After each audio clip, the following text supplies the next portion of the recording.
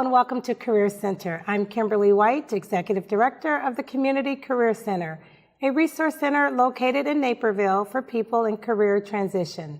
I'm happy to have leadership consultant Barbara Wichman as my guest today to discuss why leadership is an important topic in the career arena. Barbara, welcome.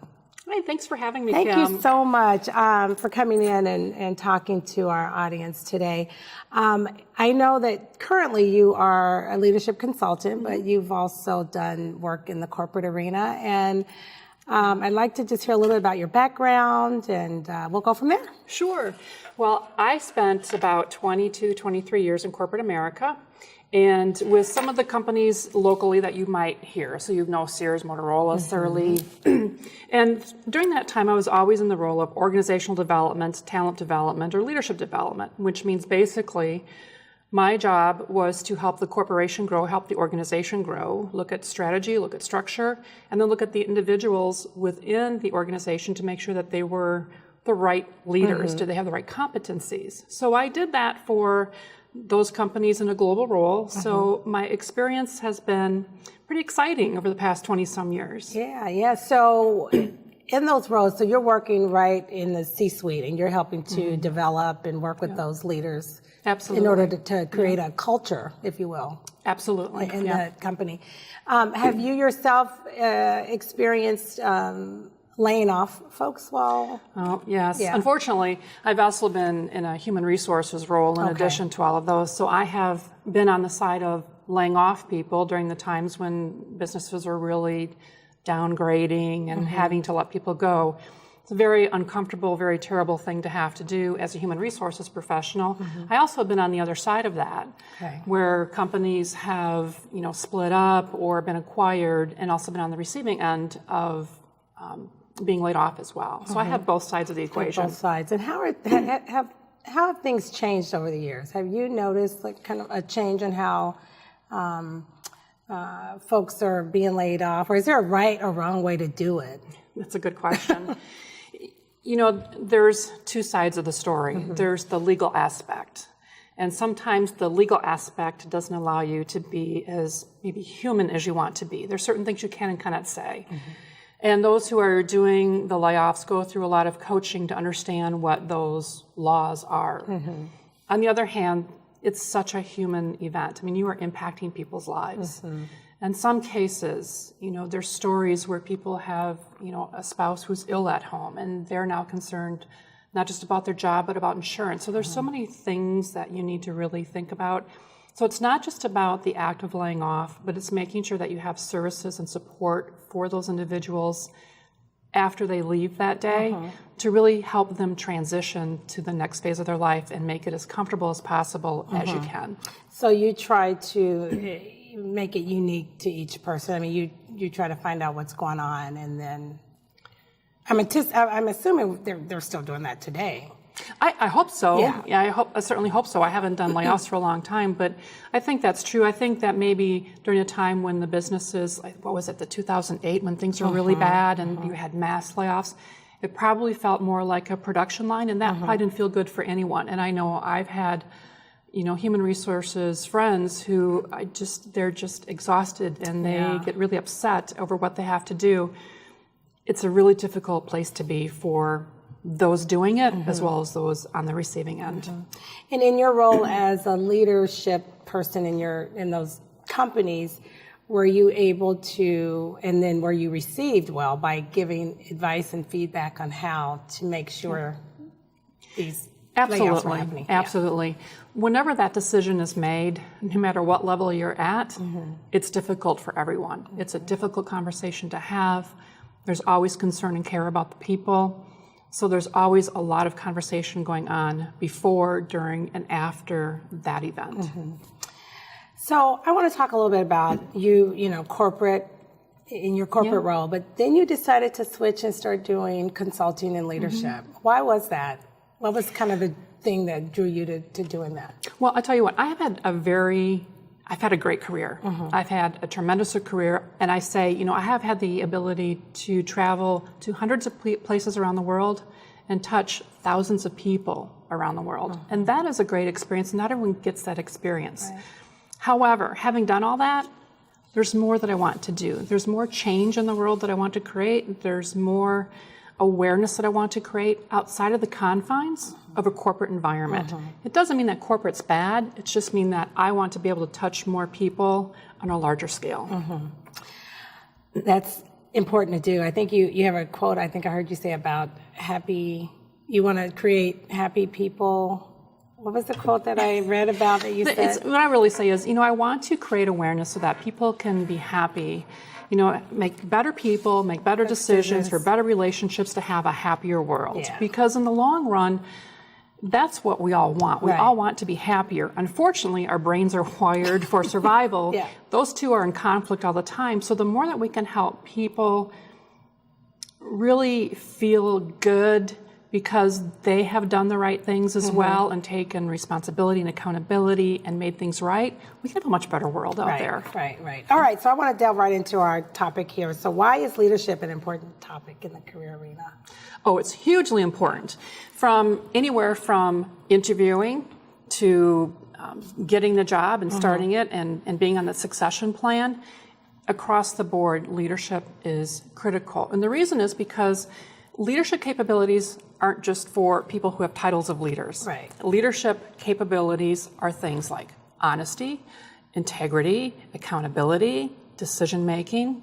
And that's everybody in the workplace. Everybody. Yeah. So when we're interviewing for someone, they may not be in a managerial position or a leadership position to have people reporting into them, but we are always looking at those capabilities.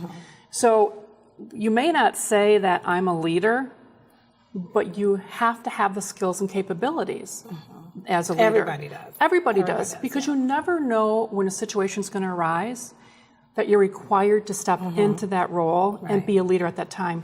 I'll tell you a quick story. Yeah. So I have an uncle who just passed, and he was in his 80s. And during his eulogy, they said the most amazing thing. They said he never called himself a leader, but he was always leading. And I thought, wow, what a great legacy to leave. And I think that's really described what we're always looking for within the role of a corporate situation or a volunteer or whatever it is. We want people to have those capabilities of always leading. Right. Yeah. And you mentioned taking a step back and looking at leadership from a holistic vantage point. So you talk about job seekers, transitions, looking to make changes, looking for career advancement. Everybody needs to be doing that.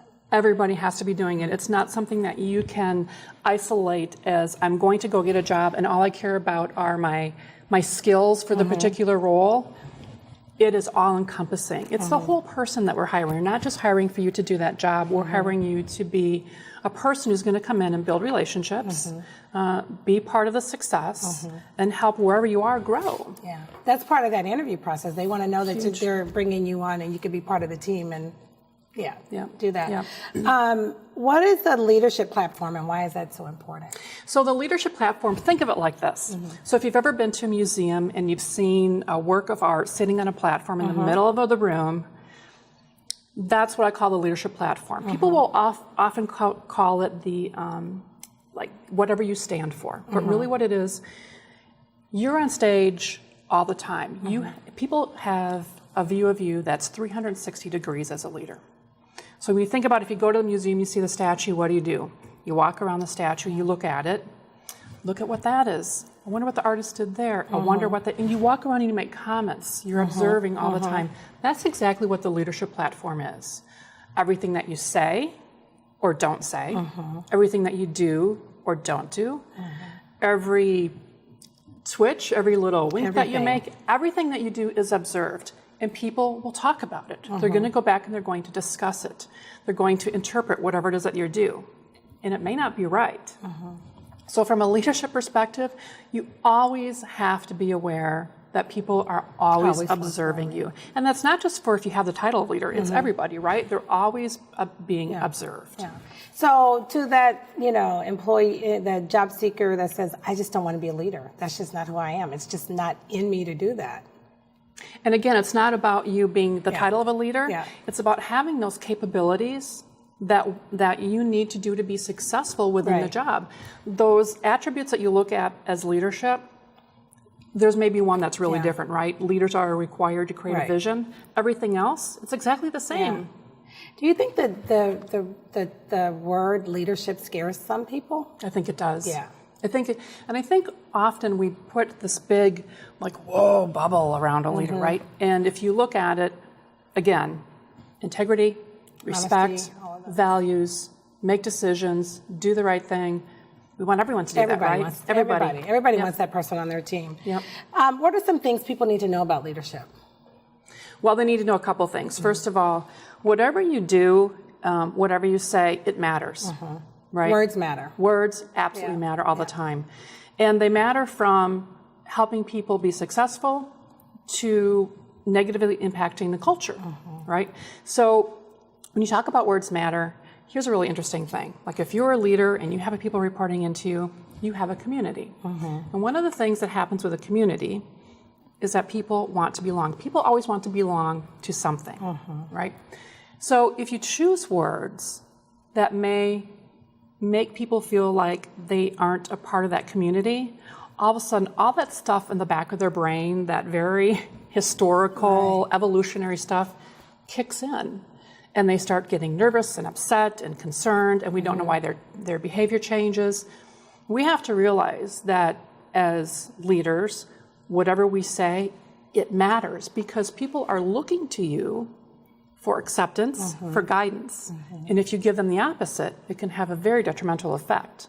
On the other hand, if you go ahead and actually, help people and give them good guidance and give them good words and praise, that goes a long way.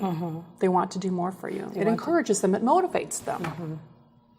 Yeah, I'm just thinking about that. It's just so critical. I'm thinking about that person who says, but, the leader on our team is the manager or the supervisor, but it's everyone, and they all have to have that. Right. There's, it's interesting you say that. I was just doing a story where people will say, I'm a manager or I'm a leader. And they'll give you the list of attributes of a manager and the list of attributes of a leader. The bottom line is there's a mix of both. Yeah. You don't, there are capabilities and skills. You are not just this or that. Both of those have a skill base along with them, and lots of times they cross over.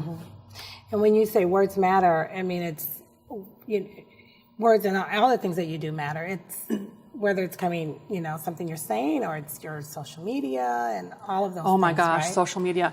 So if you're a job seeker, let's talk about being a job seeker right now.